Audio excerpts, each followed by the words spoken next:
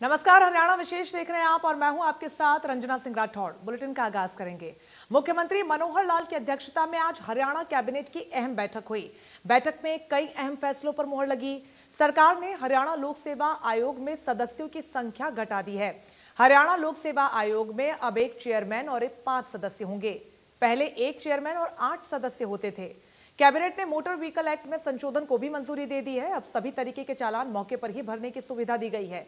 इसके अलावा सरकार की देनदारियों में वन टाइम सेटलमेंट स्कीम में भी दी गई छूट का समय अब 15 जुलाई से बढ़ाकर 30 सितंबर तक कर दिया गया है।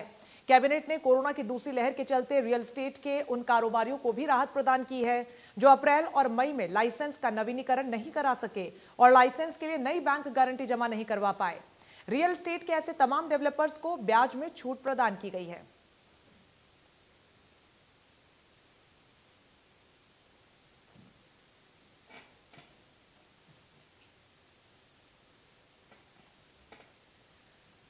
तो वो कौन से तमाम बड़े फैसले, ये ग्राफिक्स के जरिए अब आपको समझाते हैं कि कौन कौन से फैसले इसमें शामिल किए गए हैं। कैबिनेट के फैसले आपको बता दें, कैबिनेट बैठक में 20 से ज्यादा एजेंडों पर चर्चा हुई और लंबी चर्चा के बाद कई महत्वपूर्ण फैसलों पर मुहर लगा दी गई, जिसमें सरकार ने एचपीएससी के सदस्यों की संख्या को घटाया है। अब एक चेयरमैन और 5 सदस्य होंगे। तो यहां पर सदस्यों की संख्या को घटाया गया है। आपको बता दें, पहले एक चेयरमैन और 8 सदस्य हुआ करते थे और अब सिर्फ 5 सदस्य एक चेयरमैन के साथ होंगे। साथ ही कैबिनेट ने मोटर व्हीकल एक्ट में संशोधन को भी मंजूरी दे दी है। तो यह महत्वपूर्ण फैसला, अब सभी तरीके के चालान मौके पर ही भरने की सुविधा दी जाएगी। इसके अलावा भी कई महत्वपूर्ण फैसले लिए गए। वन टाइम सेटलमेंट स्कीम में छूट देने का समय बढ़ा दिया गया है, जिससे कि राहत मिलेगी, जो कि पहले 15 जुलाई था, अब इसे बढ़ाकर 30 सितंबर तक कर दिया गया। 30 सितंबर तक छूट रहेगी। अब कमर्शियल वाहन भी डीलर से पंजीकृत कराए जा सकेंगे।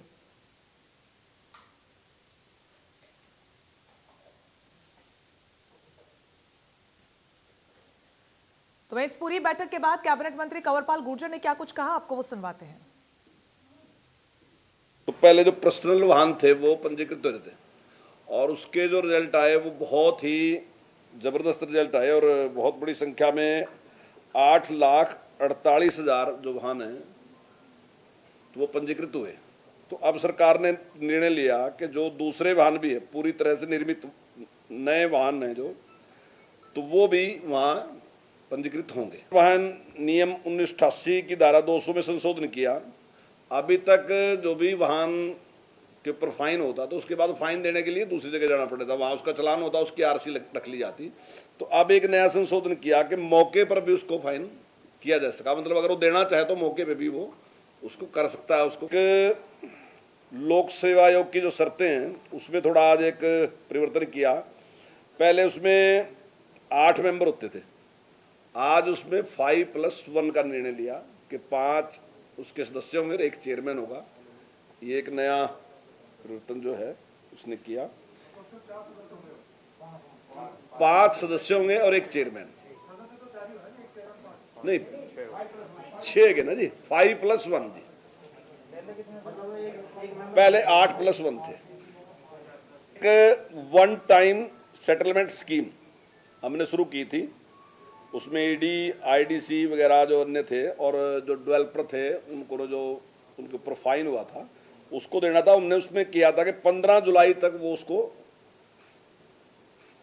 मतलब उसमें कुछ छूट दी गई थी, उसका टाइम हमने 15 जुलाई तक दिया था, वो एक मुश्त उसको समाप्त कर सकते थे। उसको हमने बढ़ा के आज 30 सितंबर तक कर दिया। हरियाणा सरकार ने निर्णय लिया कि जिन लोगों ने दान के रूप में जो कोविड से संबंधित मशीन थी या कोई और जो था, किस प्रकार के इंस्ट्रूमेंट भी उन्होंने दिए, वो भी थे, कुछ और भी सामान दिया गया, तो उसमें हमने जीएसटी में छूट दी। अभी तक जितना दिया गया वो रिफंड करेंगे हम। जो भी किसी ने हमें दिया है, चाहे वेंटिलेटर दिया या दूसरी कोई चीजें और भी दी इस प्रकार की, या ऑक्सीजन का कोई सामान में दिया, तो अगर ऐसा कोई भी दिया तो उस पर जीएसटी में छूट है और वो जीएसटी में छूट पिछले टाइम से शुरू करके हम उसका रिफंड कर देंगे जो भी। हाँ, ये सिर्फ मेडिकल रिलेटेड है या राशन वाशन जो? नहीं, राशन नहीं, राशन भी तो आज।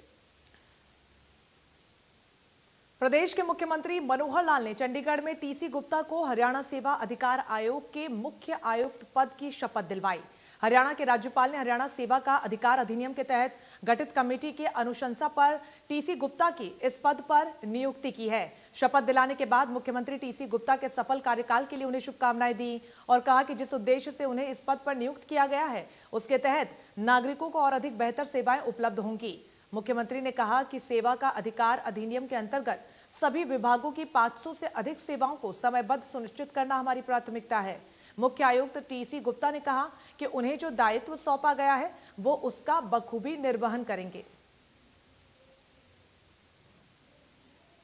अभी हुए हैं, हमारे बहुत अच्छे काबिल ऑफिसर इस नाते से रहे हैं और इनका चयन कल जो कमेटी जिसने सिलेक्शन करनी होती है उस सिलेक्शन कमेटी ने, जिसमें नेता प्रतिपक्ष भी होते हैं और मुख्यमंत्री के साथ एक मंत्री भी रहते हैं, वैसे तीनों लोगों की कमेटी ने इनके नाम को सर्वसम्मत ऐसा हमने चयन किया और आज से उन्होंने कार्यभार संभाल लिया है। मैं अपेक्षा करता हूं कि इस दायित्व को बहुत ही संवैधानिक मर्यादाओं में रहते हुए बहुत बखूबी अच्छा तरह निभाएंगे, ऐसी मेरी अपेक्षा है। कमीशन का मैंडेट ये है कि माननीय मुख्यमंत्री जी का जो विज़न है कि हरियाणा के सभी नागरिकों को जो भी सर्विसेज हैं वो समयबद्ध सीमा में मिले।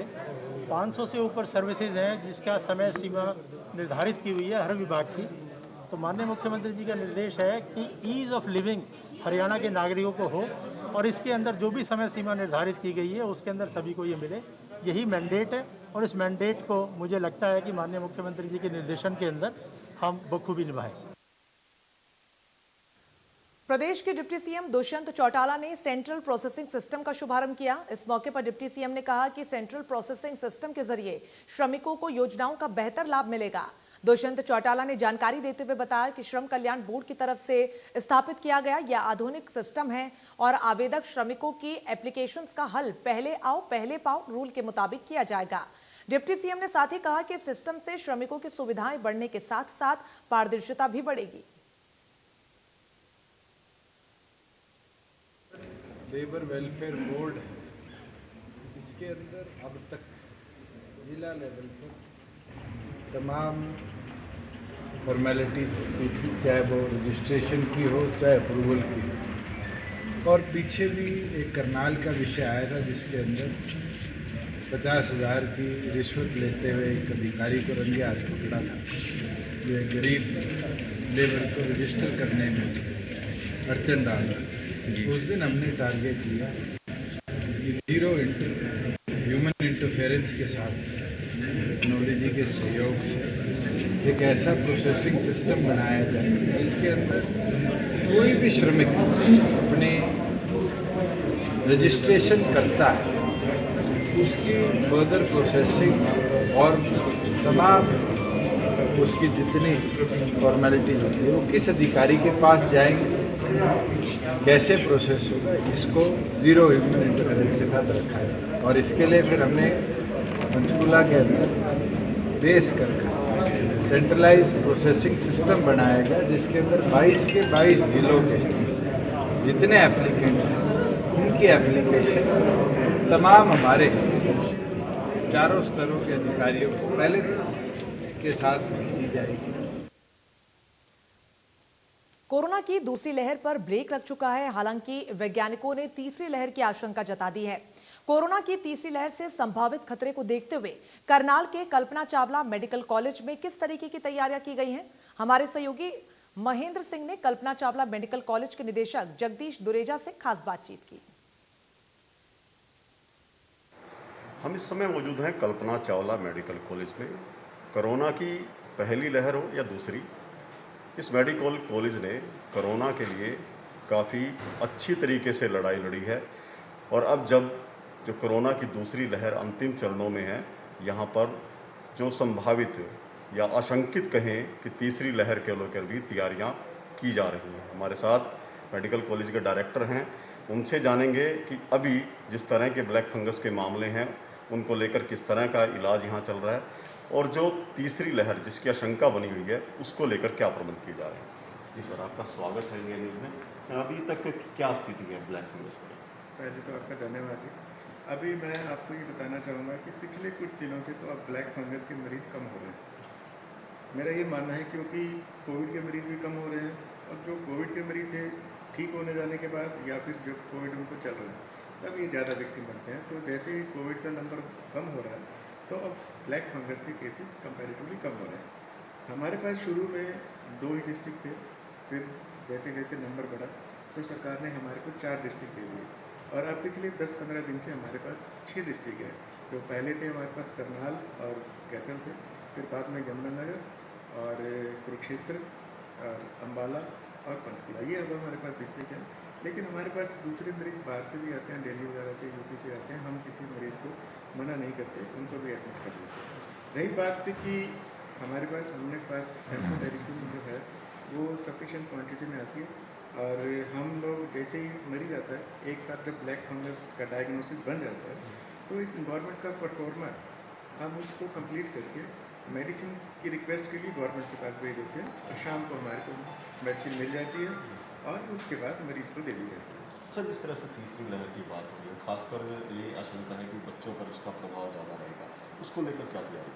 देखो, सबसे पहले तो मैं जो हमारे परमपिता परमेश्वर है उससे ये करूँगा, प्रार्थना करूँगा कि तीसरी लहर ना आए। अगर आ भी जाती है तो जैसा कि हमारा मानना है कि ये जो नॉन वैक्सीनेटेड जो है पर्सन है उनको ज़्यादा इन्फेक्ट करेगी, जिनमें हमारे बच्चे और यूथ ज़्यादा रहेगी। तो उसके लिए जो प्रेजेंटली हमारे पास है, हमारे पास एक 14 बेड का नियोनेटल आईसीयू रेडी है जिसमें हम लोग अभी पेशेंट्स ले रहे हैं। और क्योंकि ये बच्चों को इन्वॉल्व करने के ज़्यादा चांसेस हैं तो हम एक 22 बेडेड एक PICU भी तैयार कर रहे हैं और 2 बेड जो पीडियाट्रिक्स वार्ड के वो फंक्शनल कर दिए हैं। तो हम लोग प्रैक्टिकली अगर हमारे पास 80-90 अगर बच्चे आ जाते हैं तो हम उनको मैनेज करने के लिए हम रेडी हैं।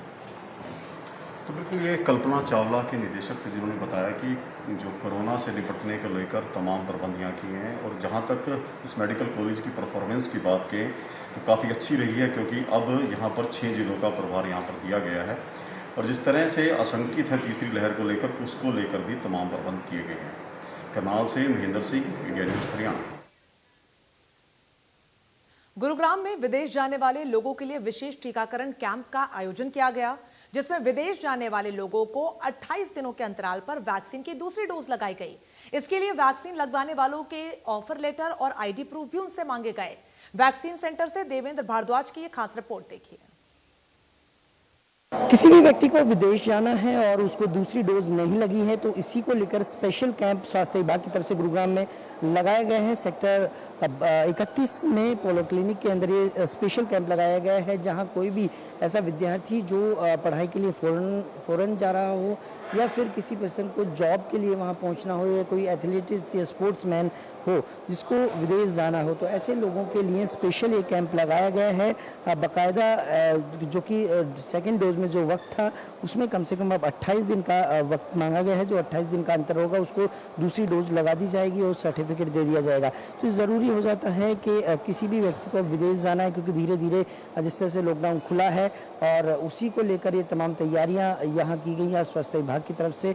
और बाकायदा एक ऑफर लेटर देखा जा रहा है कि यदि किसी व्यक्ति को जॉब के लिए जाना है तो उसका ऑफर लेटर यहाँ चेक किया जाता है। इसके साथ किसी को स्पोर्ट्समैन है या किसी को जॉब के लिए जाना आता है तो उसकी कंपनी की परमिशन दिखानी होती है और उसके बाद उसको सेकेंड डोज यहाँ दे दी जाती है। उसके बाद कह सकते हैं कि जो सर्टिफिकेट है वो मिल जाएगा और उन्हें विदेश जाने के लिए आसानी हो जाएगी। और इसी को लेकर पहले बाकायदा जो वैक्सीनेशन से पहले जो प्रक्रिया है वो पूरी कराई जा रही है और डॉक्यूमेंट्स है वो जमा कराए जा रहे हैं और उसके बाद वैक्सीनेशन होता है। और आज एक बड़ी संख्या में लोग यहाँ पहुँचे हैं, तो कहीं ना कहीं ज़रूरी हो जाता है कि जिस तरह की परिस्थितियाँ बनी हुई हैं कोरोना को मात देने के लिए जो वैक्सीन है वो एकमात्र सहारा है। और 2 वैक्सीन जिसको लग चुकी हैं उसी को किसी भी देश में एंट्री मिलती है और ये ज़रूरी हो जाता है। इसलिए स्पेशल कैंप लगाया गया है कि क्योंकि कुछ लोगों के अगस्त के बाद जो 18 साल से कम उम्र के ज़्यादा उम्र के लोग हैं उनको जो वैक्सीनेशन लगी थी उसमें अंतर अगस्त में कहीं ना कहीं उनको सेकेंड डोज लगनी थी अगस्त के बाद,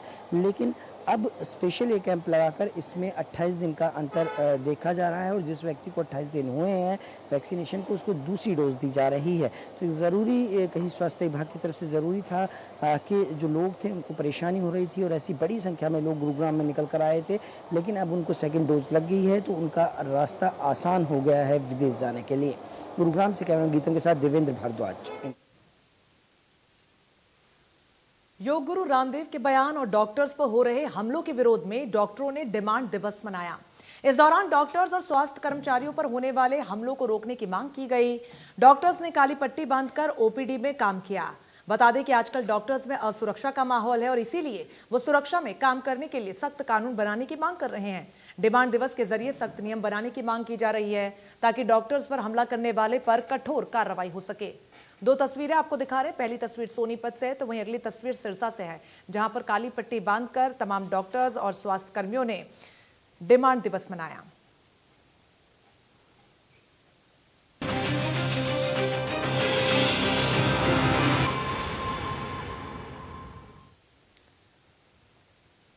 चलिए खबरों में आगे बढ़ते हुए बात करेंगे फरीदाबाद की, जहां के गांव खूरी के पास बने अवैध निर्माणों को तोड़ने की नगर निगम ने पूरी तैयारी कर ली है और जल्द ही पूरी बस्ती को तोड़ा जाएगा। यहां पर रहने वाले लोगों ने भी सुप्रीम कोर्ट के आदेश के बाद मकानों को खाली करना शुरू कर दिया है। कुछ लोगों का कहना है कि जब उन्होंने यहां जमीन खरीदी थी तब से लेकर अब तक अधिकारियों से लेकर कर्मचारी तक सभी उन्हें लूटते रहे और अब यहां से उन्हें बेघर होना पड़ रहा है।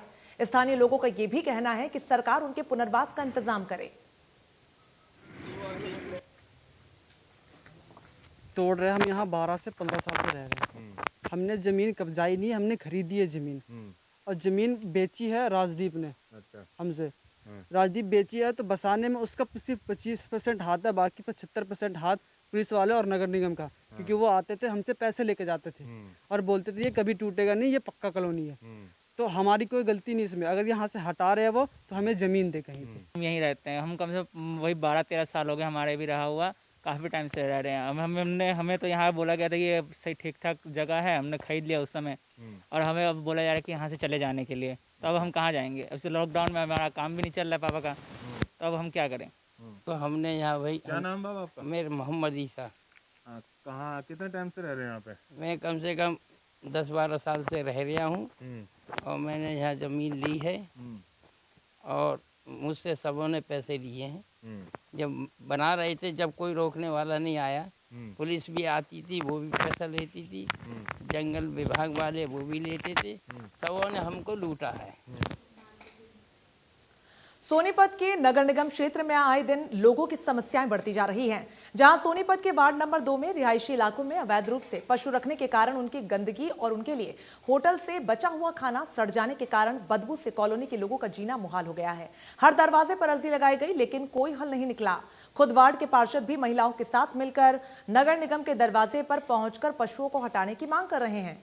बता दें कि नगर निगम की कार्यशैली से न केवल आमजन परेशान है, बल्कि अलग अलग कॉलोनियों में पीने के पानी की समस्या से लेकर अन्य सैकड़ों समस्याएं आए दिन सामने आ रही हैं, जिसके लोग बार बार नगर निगम के चक्कर काटने को मजबूर हैं।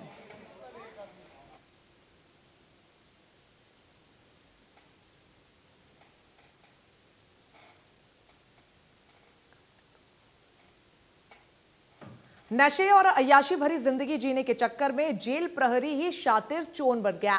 जी हां, गुरुग्राम पुलिस ने ऐसे ही शातिर चोर को गिरफ्तार करने में सफलता हासिल की है, जो सिर्फ पुलिस लाइन को ही निशाना बनाता था। आधा दर्जन से ज्यादा चोरी की वारदातों को अंजाम दे चुका है।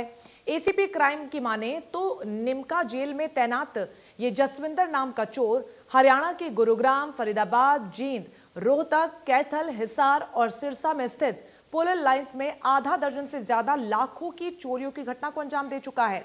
दरअसल आरोपी जसविंदर नीमका जेल में जेल वार्डन के पद पर तैनात था और इसी दौरान मिली खाकी वर्दी की आड़ में एक के बाद एक 7 चोरी की वारदातों को अंजाम दे चुका है। एसीपी क्राइम की माने तो खाकी वर्दी को पहन ये शातिर चोर पुलिस लाइन के गेट पर तैनात पुलिस कर्मियों की आंखों में धूल झोंक कर अंदर दाखिल होता और फिर मौका पाते ही चोरी की वारदात को अंजाम देता और फरार हो जाता। इस लाइन गुड़गांव में 27-28 नवंबर 2020 को एक पुलिस के कर्मचारी के घर पे चोरी हुई थी, जिसकी इन्वेस्टिगेशन करते हुए अब एक जेल प्रहरी था जो जेल में तैनात था नीमका जेल में, उसको हमने गिरफ्तार किया है, जिसने इस चोरी को करना स्वीकार भी किया है और उसने जो वहाँ से चोरी की थी हमने वो गहने और बाकी सामान उसे बरामद किया है। और पूछताछ पे ये भी पता चला है कि इसने पहले भी कई जगह जैसे फरीदाबाद में 3 चोरियां पुलिस लाइन में की हैं, ऐसे ही एक जींद में की है, एक हिसार में की है और एक पहले कैथल में की है। तो इस सारी तरह की चीज़ों को ध्यान में रखते हुए हमने इसको गिरफ्तार करके और पुलिस रिमांड पे लिया था और आज ये पुलिस रिमांड के बाद हम इसको अदालत में पेश कर रहे हैं और आगे की इसमें कार्रवाई।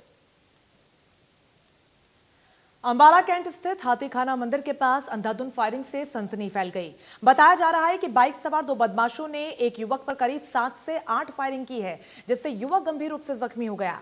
आनन फानन में घायल युवक को अस्पताल में भर्ती करवाया गया, जहां पर इलाज के दौरान उसकी जान चली गई। डीएसपी रामकुमार ने मामले में जानकारी देते हुए बताया कि युवक एक ग्वाला था जो अपनी गायों को बांधने के लिए हाथीखाना मंदिर पर गया था, जहां आपसी रंजिश के चलते सौरभ और माऊ नाम के 2 युवकों ने जीतू पर फायरिंग कर डाली। जीतू के परिवार की शिकायत के आधार पर पुलिस ने मामला दर्ज कर लिया है और जल्द ही आरोपियों को गिरफ्तार किया जाएगा।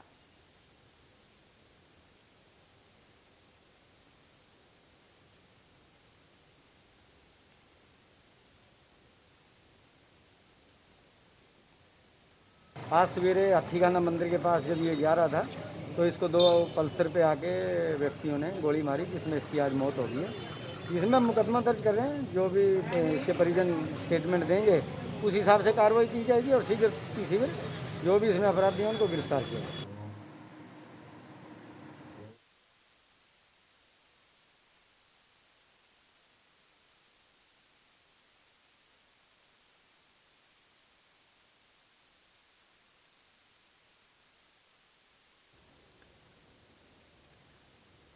अब बल्लभगढ़ से आई तस्वीरें आपको दिखाते हैं, जहां पर तेज रफ्तार कार चालक ने बाइक में टक्कर मार दी। वीडियो में आप देख सकते हैं कि कैसे एक कार तेजी से ओवरटेक करने की कोशिश करती है और फिर बाइक सवार इसकी चपेट में आ जाता है। इसके बाद कार चालक जैसे तैसे मौके से फरार होने की कोशिश करता है, लेकिन अचानक आगे जाकर वो गाड़ी वापस मोड़ लेता है। इसके बाद लोग उसे बाहर निकालकर मारपीट करते हैं।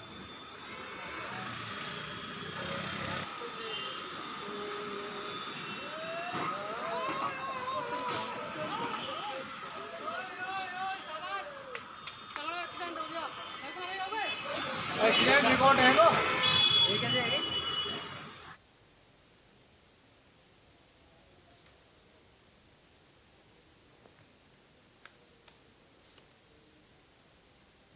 इसी के साथ हरियाणा विशेष में फिलहाल के लिए बस इतना ही, लेकिन लगातार बड़ी खबरों के लिए आप बने रहिए हमारे साथ। नमस्कार।